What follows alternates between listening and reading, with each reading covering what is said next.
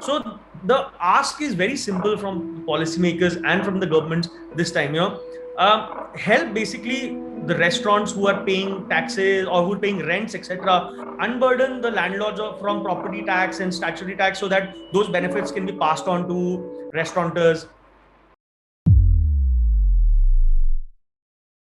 So today we have with us Mr. Ankit Mehrotra, who's the CEO and co-founder of Dine Out.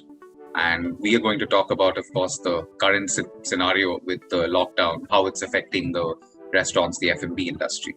So thanks, Ankit, for joining us.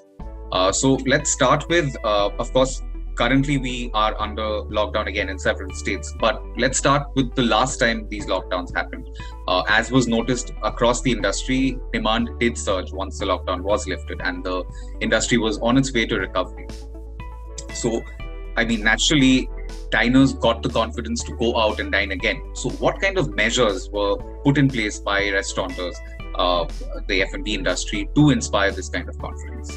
Hi, Samarpan. Thanks for having me over. It's good to be here. That's a very interesting question that you've asked. So, first of all, it's important to note that during the first lockdown last year, this time, restaurants were completely shut, and it had never before happened in the history of the world that restaurants as an industry were completely shut. So a lot of people were completely unprepared for it. There's a lot of uncertainty around what to do, etc.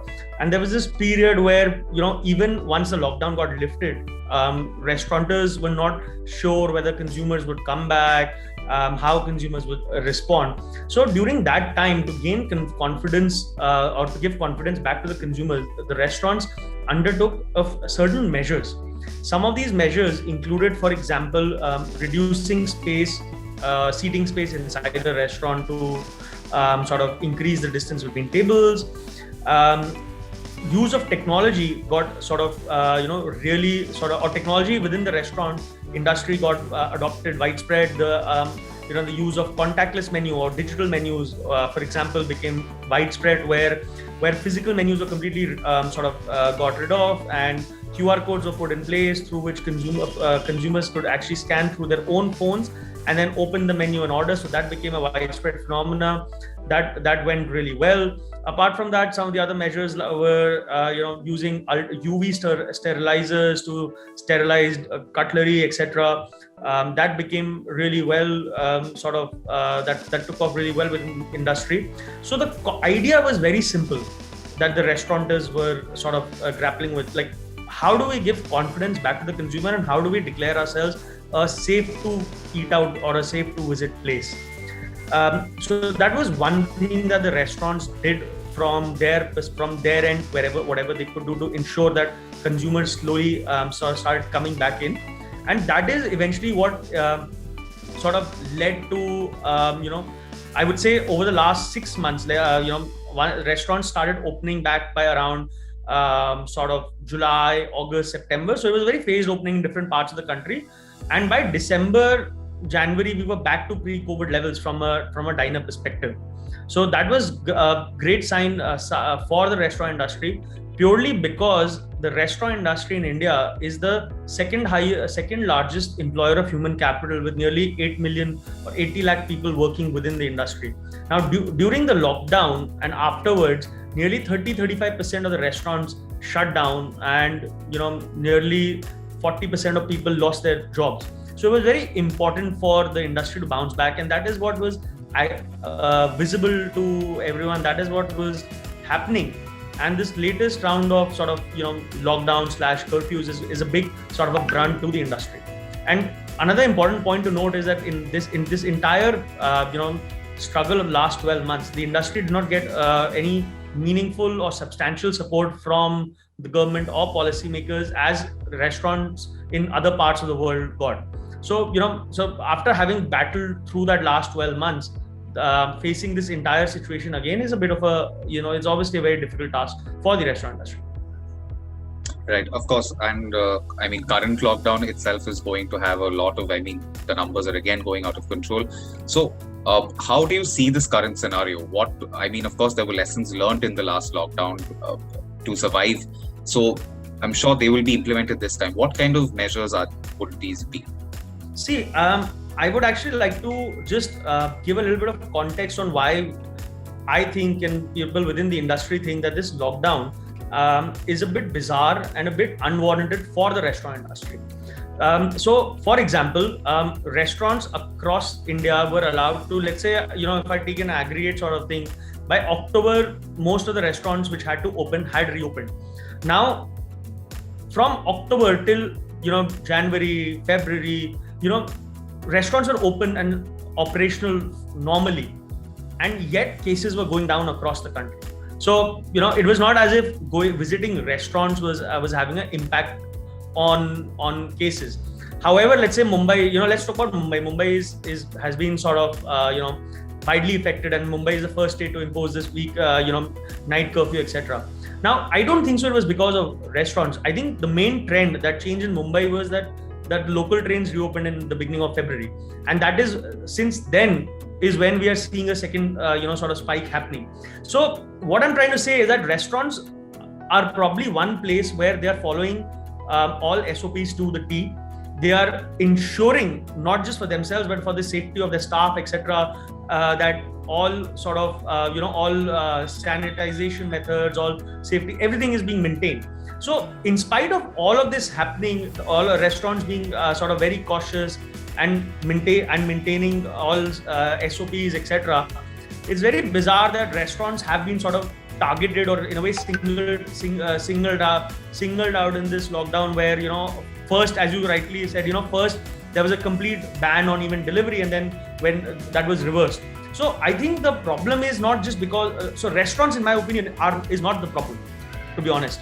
It's a very there are other factors to it, and if you think about it, right, last time when the lockdown happened, there's no vaccine. Right now we've had 2 vaccines have been widely distributed, and our people are taking it. So we as an industry and as Dine Out, we're not able to make sense of why this is being done and why restaurants specifically are being sort of target, let's say, focused upon. Of course, I mean, the difficulty in dealing with this situation is great. I mean, last time it happened as well, this time. So tell me about how Dine Out engaged last time, and how you're planning to engage this time, because I mean, unfortunately now the situation is upon us. Now we have to deal with it. Yes. So how exactly are you dealing with it, and what did you last time? What did you learn from last time? Sure. So as I said, last time, nearly a year back, we were all completely unprepared for it. So it was very unprecedented what had happened, right? So there were a lot of things that it took us a while to get our heads around it. But the situation last time, 12 months back, was very different, where people were stranded across different parts of the country, people not able to make their way back home. So as Dine Out, we did 3 or 4 major initiatives. The first thing that we did was for immediate support of the restaurant industry, which was we launched a campaign called supportrestaurants.in, where we got our users or our consumers to be able to buy vouchers for their favorite restaurants at a discount. So for example, you could buy a 1,000 rupee voucher at a 700 rupee cost today or back then in time, and that 1,000 rupees could have been consumed within 12 months, and that money was immediately transferred to the restaurants. This actually helped our restaurant partners tide over their initial 2 to 3 weeks, because as I said, it happened all of a sudden and no restaurant was prepared for it. They didn't have enough emergency capital available. So this was the first step that we took, which gave some money back to the restaurants to be able to take care of some of their staffs or some of their immediate expenses. So that was the first thing that we did that helped restaurants. The second thing that we also did was that we also realized that the plight of the people who were caught on the roads, and this huge reverse migration was happening to smaller towns from cities, etc. And there are a lot of people who were just stranded. So along with our restaurant partners, we launched and an NGO, we launched this initiative called Project Thali, where we were, where our restaurant partners were cooking fresh food packets on a daily basis. And along with our NGO partner, we were able to provide this to people stuck at borders, etc. And that was basically, I think, the need of the hour at that point in time, because again, as I said, the situation was very dire, and overall we were able to distribute approximately 5.5-6 lakh meals during that period. So that is something that we did.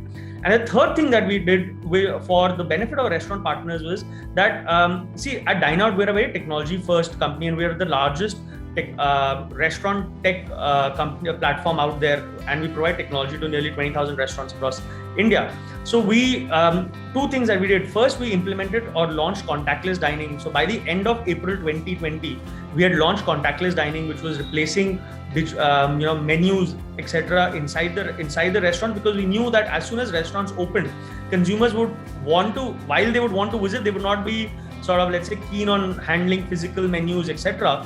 So that's something that we did, and that took off really well. And then we also realized that going forward, technology is going to be the cornerstone or the key in sort of managing and restaurant operations and bringing in efficiency as well. And so we gave away our software as free to most of our restaurant partners for a 6 to 12 month period. So, from our perspective, these are some of the small things that we were able to do for the industry.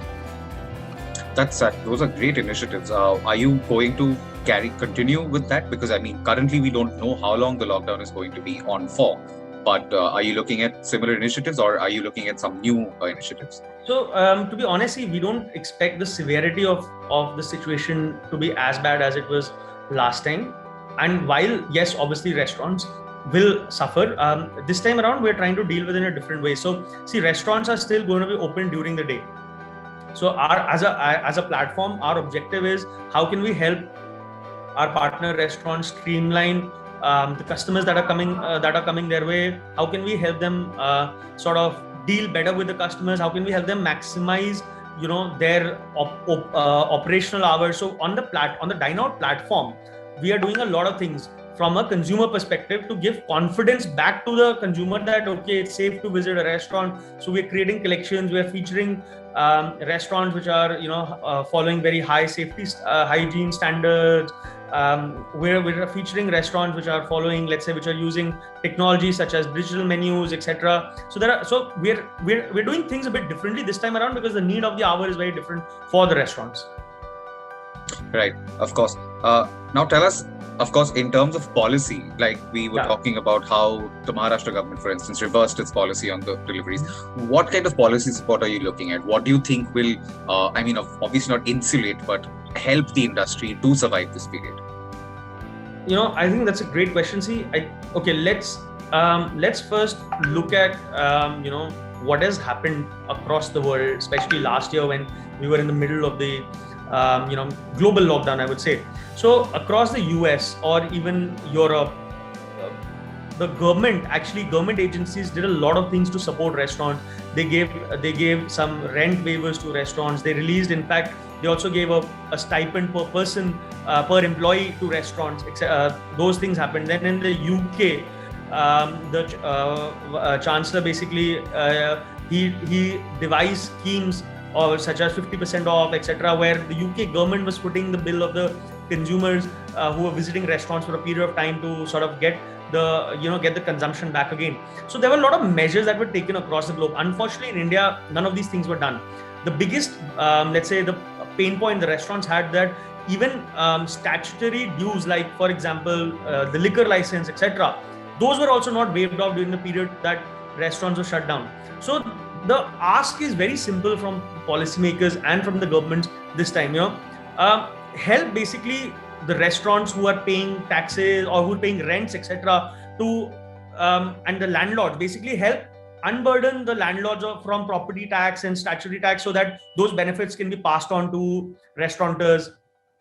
Similarly, reduce the license rate. Now, see, the challenge, I'll tell you, right, from a restaurant's perspective, the license rate across the country for state-wise has not reduced over the last 12 months, whereas the capacity of restaurants have reduced. So one side, restaurants are operating at 50% of, let's say, covers, because they're not allowed to put in more than, they're not allowed to operate at more than 50%, but the license fee, all the fees remains the same. So why is that not being reduced? The other advantage is, again, can pass on benefits on electricity or water bills till the restaurants are operational again. See, all these are very fixed expenses for the restaurant. Now, I'll tell you what the challenge will happen from a restaurant perspective, which is shut down from, let's say, 10 p.m. onwards, right?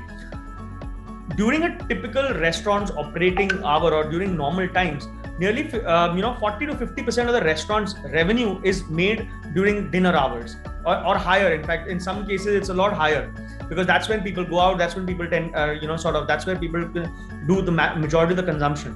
Now, because restaurants are going to be shut down at effectively 10 o'clock, it's not 10 o'clock, because for a consumer to go and have a meal, it doesn't make sense for him to visit a restaurant after 8 p.m. because by that time the restaurant will be shutting down, etc. Right? So for a restaurant which is going to shut down effectively from 8 p.m. to 12 p.m., those 4 hours of operational time, he's lost a lot of revenue. Whereas he still has to pay the electricity bills, all of that is going to happen. So relief over there can be absolutely, is required and something that should be done. That's the basically some of the things. People have not asked for bailout within the industry, but that's something that, as I explained earlier, right, it happened in other parts of the world. Till now, the restaurant had survived. But I think if this lockdown or this curfew is there for a longer period of time, I think it's going to be very difficult for the industries to survive. So that something should definitely be considered now. Right. Of course, now the point is the lockdown, as we know, as of now, is mostly through the month of April. Correct. But on the whole, the pandemic is not going away anytime soon. I mean, Absolutely. Rapid vaccination is, of course, probably the safest way to start reopening again. And hopefully we will see tie-ups and where delivery services, etc., other professionals and all staff are vaccinated so that things can open up quickly. But going ahead, in the long term, suppose in a country like India with such a massive population, where to vaccinate even say 50% of our population will take quite some time. Mm-hmm. This is not a short-term thing. It's something that will carry on for some time. So going ahead, I would say not a long-term plan, but in terms of, say, at least for this year and maybe even up until the middle of next year, how are you looking to operate? How are you looking to engage? See, that's a very difficult, sort of question to answer right now, because as I said, when things were looking sort of good and things were recovering, the industry was back to its, the industry was getting back on its feet. We've sort of encountered this again. Just to put this in perspective, right? For example, at Dine Out, we did a Great Indian Restaurant Festival in the month of March. And it was better than the one that we'd done last year in 2020. So people were now just slowly sort of gaining confidence. People were starting to go out, and now this has happened. Now, obviously, what is different this time around than last time is that the vaccine is available now. I think the main focus that what the government should do, obviously, is to actually make this vaccine readily available to people, open it up to everyone from 18 years and above. And I think if we are able to do that, I probably imagine that the impact of this lockdown will be a lot less, or should not be as severe as what happened last time around, if the government is able to do these steps. So, and hopefully this doesn't last beyond April. Right now, to be honest, we are not able to, because of this, again, we're not able to sort of think too long in the future. So our endeavor right now for the month of April, obviously, is to support our restaurant partners in however we can, to get more people to dine during the day, to be able to sort of help them with technology. So those are some of the things that we're doing right now. But as I said, it's very difficult for us to sort of make a plan 3-4 months ahead of time right now, because we are all hopeful that this situation doesn't last for that longer time.